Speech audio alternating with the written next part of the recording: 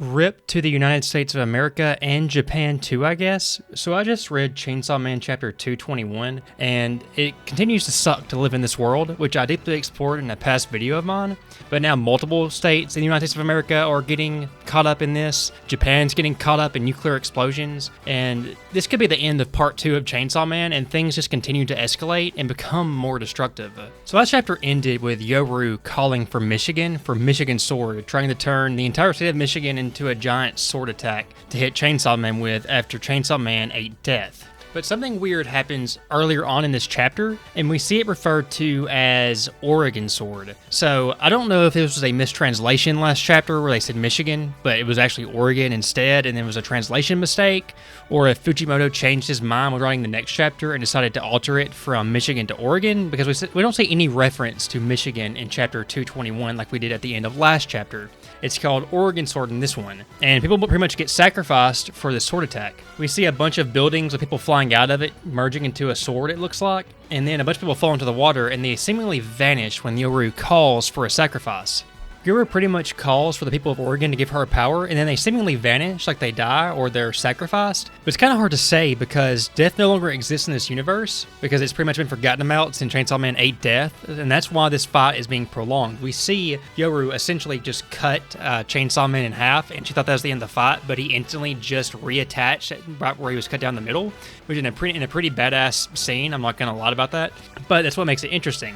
Are these people that we're seeing disappear in this chapter, what Yoru sacrifices, are they actually dead? Because they do vanish like they're dead, but death doesn't exist anymore, so what actually happened to them? So that's another kind of vague thing I'm unsure about after reading this chapter. Maybe we'll get more insight into that later on. Because we even see another clone of Fumiko, who sighs at what's going on in Oregon and disappears. Because I think it's Oregon, might be Michigan. There's a little inconsistency there, as I said, based off last chapter. The interesting thing is that Yoru doesn't even remember death, other than the fact that Chainsaw Man ate her sister. She even asked Chainsaw Man what he ate because their battle is not coming to an end. It's like a never-ending battle, and she doesn't know why. Because death no longer exists, and the concept of death no longer exists, essentially to her. All she knows is that her sister was eaten, but she didn't know what her sister represented. That's what's adding more layers to this battle, because without death to exist, no matter how much destruction happens, you're not going to die.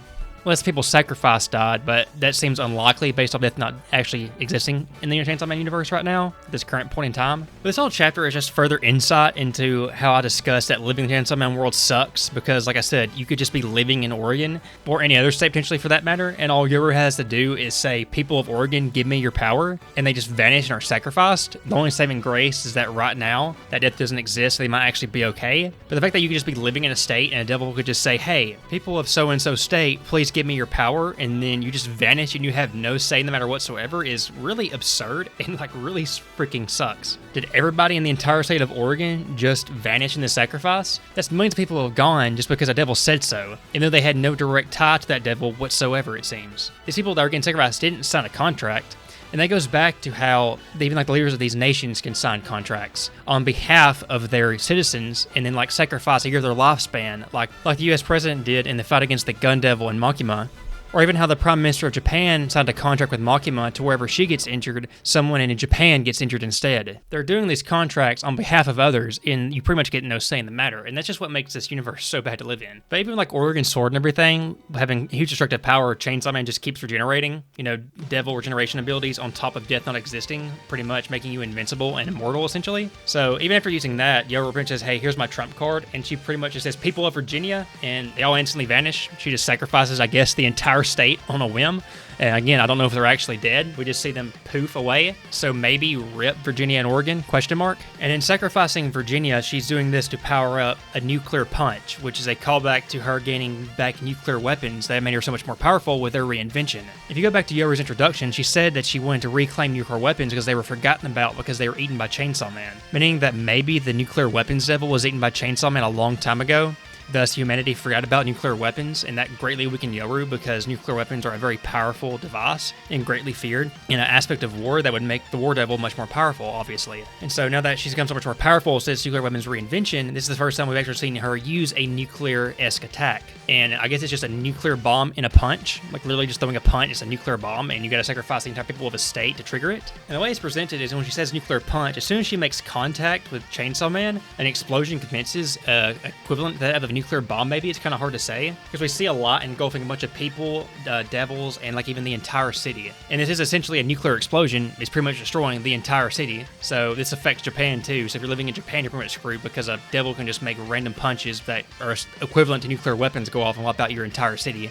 So in a sense, Yoru sacrificed an entire state of people in the United States to destroy an entire city of people in Japan with a nuclear attack. But here's the thing, death may not exist, so even though we see this entire city getting destroyed in this nuclear blast, all these people should be fine or regenerate and not die, and all these people being sacrificed should be fine, so maybe she could just endlessly sacrifice people and they would still just come back just fine despite that. Maybe that's the narrative Fujimoto is going for, that this is going to be an endless battle with no end, and that Yoru could just endlessly sacrifice people because they would come right back and do these endless super powerful attacks that would wipe out tons of other people who would just survive because death doesn't exist. And no matter how powerful these attacks are, if death doesn't exist, Chainsaw Man can't die, and he can just keep regenerating until eventually maybe he eats Yoru or coughs death back up to ultimately lead to the end of the battle. But that's how the chapter ends, with Yoru throwing a nuclear punch and a nuclear explosion going off, seemingly engulfing the entire city they're battling in. If this actually is equivalent to a nuclear weapon in strength and power, it's going to be devastating to the surrounding area and maybe the most destructive attack we've seen in all of Chainsaw Man to this point. It's kind of hard to say. It was a pretty short, fast-paced chapter. It was only about 13 pages, and since it was mostly action and not a ton of dialogue, it does go pretty fast. The last few chapters have been like that. It was a pretty solid chapter overall. Just seeing Yoru sacrifice state after state of people against their will, just to throw nuclear explosions and get other people caught up in it against their will, is pretty interesting to see. And I do wonder if Fujimoto will actually address if these people are actually being sacrificed are actually dead or not. In regards to death not existing, maybe they'll come back. It's kind of hard to say. So I'm not sure about the Michigan sword and Oregon sword discrepancy between last chapter and this chapter, because in the chapter itself, that sword that Yoru has literally says Oregon, USA. In letters, that's the sword itself. The letters are the sword, which is kind of interesting. It's not like an actual sword, it's just a sword of actual like physical letters spelling out the name of the place she sacrificed. But in dialogue last chapter, it said Michigan, so maybe that was just a mistranslation and it was supposed to be Oregon, or Fujimoto just made a mistake or changed his mind. I don't really know about that. Maybe we'll find out more. But yeah, my name's been Chepazard. This has been my Chainsaw Man Chapter 221 review. Not a ton to talk about other than the action going on. No super big revelations or mystery reveals or anything like that. If you enjoy the video and you like my content, please hit the like button and leave a comment with your thoughts on this chapter and if you liked it or not. It helps my video do well in the algorithm, and if you subscribe to the channel, as it helps my channel do well. If you made it this far in the video, thank you so very much for watching, and I hope to see you next time.